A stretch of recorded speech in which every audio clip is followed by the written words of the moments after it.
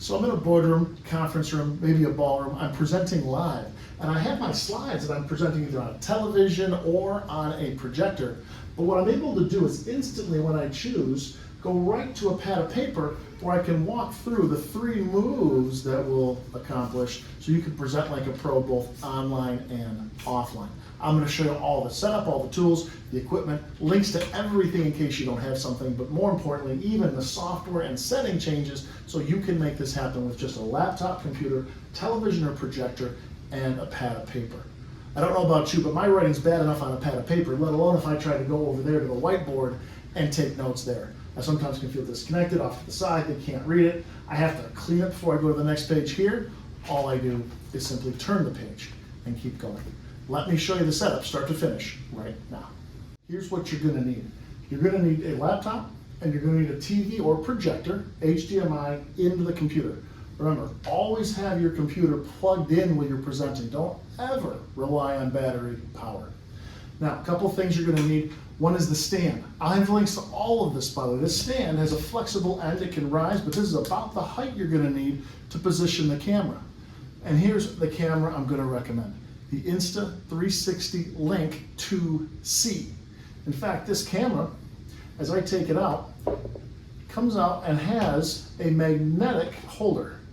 So all you need to do first is take the holder, and it'll fit right on to the edge here. Make sure it's nice and tight. And then you're gonna tighten down this screw ball, which will lock it into place so that you are good to go. Make sure everything's nice and snug. And then you can take your camera, lens facing down now, and snap it right on to there, right onto the base. And now you're good to go here. The reason I like having this flexibility in this arm is I can actually make the camera have 2 things. One, it has space to go depth-wise away from the base, so if I need to flip it out, I can make it line up perfectly. The second thing that I like is it's portable. I never rely on having to have a desk I can clamp onto or any kind of big thing I have to maneuver or maybe block somebody's view. It just gets positioned like that. By the way, I keep the box because it's the best way to carry this camera. Now, next I have the cord for the camera. Now the cord that it's going to come with is USB-C, but it's USB-C on both ends. Fortunately on this computer, I have a USB import. If you don't, you might want to have the adapter. The camera comes with it, but if you use a different camera, make sure the USB-C adapter to USB and vice versa.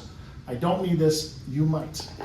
So now all I have to do is I plug the camera in, I run this cord down the edge here, and all I have to do is plug it into my computer. USB-C device for me is over here. And now the only thing that I need to work on is this is gonna sound crazy, but I got pens that I recommend, both in black and white, or black pens and color pens. And I also have a sketchbook that I recommend, so there's no guessing. So all I'm gonna do is grab the sketchbook, I open it to the next blank page, just like this. I position it just below the camera. I can choose to pull out maybe some colored pens if I want to, orange, green, yellow, green, whatever you want from there. Or I can just use the classic black pen. What I love about these pens is as I write on the page, it won't bleed through. And I'll show you that in a minute. Now, let me show you the rest of the setup, because there's a little piece of software you have to get this done now. So now what you see on the screen, I have my PowerPoint presentation here. And all I'm gonna do is make sure I go to Slideshow, Setup Slideshow, and I want to browse by an individual window. Very similar features are on Keynote, very similar features on Canva. You want to browse by individual window, because once I put this into play, just like this, see how it doesn't take over the whole screen, but yet I can make it take over the whole screen. So I'm going to leave it just like this for a moment. I'm going to get ready to go. I'm going to also then at the bottom here type in camera, C-A-M-E-R-A, and Mac has one too, but this is PC, it has a camera app. And when you open up the camera app, you'll have first the front-facing camera, but you see this little switch icon up here. It looks like a camera with 2 arrows around it. You can actually switch to all the cameras that are currently connected to the computer. So all I need to do is just position this a little bit further out. So I'm just going to bend it down a little further, move it out a little further, and I just position it right above, just like that. Good to go. And now I can actually move this as I need to, flip it around, and be all set to go. So in order to flip it around, I've gone into the settings wheel. I'm going to click here on Open System Settings. I'm going to say yes. And what's going to happen is it's going to give me this ability here to scroll down. And I'm going to go to Video Rotation. I'm going to select 180 degrees. And what that's going to do is now, when I come back to the camera, I hit the back arrow. Now my camera is going to read upside right. I'll flip off of it, and I'll flip back onto it. And now my camera faces so that when I write,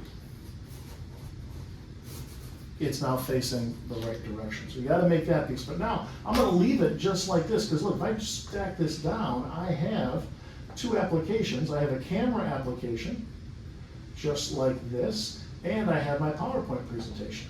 Now right now they're all jammed on the same screen, and what you can see from this side is the TV mirrors the image of the computer. I want to separate those, so I'm going to find an empty spot on the desktop.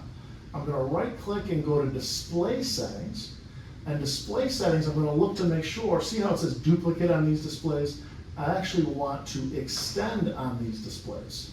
So now I hit Keep Changes, because what I have now, I have 1 and 2. I can identify 1, I can identify 2.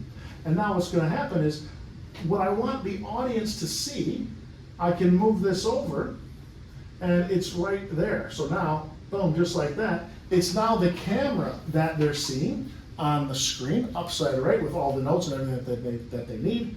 The other one that they're going to see, when and if I want, I'll show you on the screen here. I'm going to bring the PowerPoint up. I can move that onto the primary screen and make it full screen. So right now, I am in PowerPoint mode. I'm just using the arrow or a clicker to move through the slides, just like this. And what will happen is whenever I want to take a pause and I want to stop, I am simply going to minimize the PowerPoint, and there's the camera.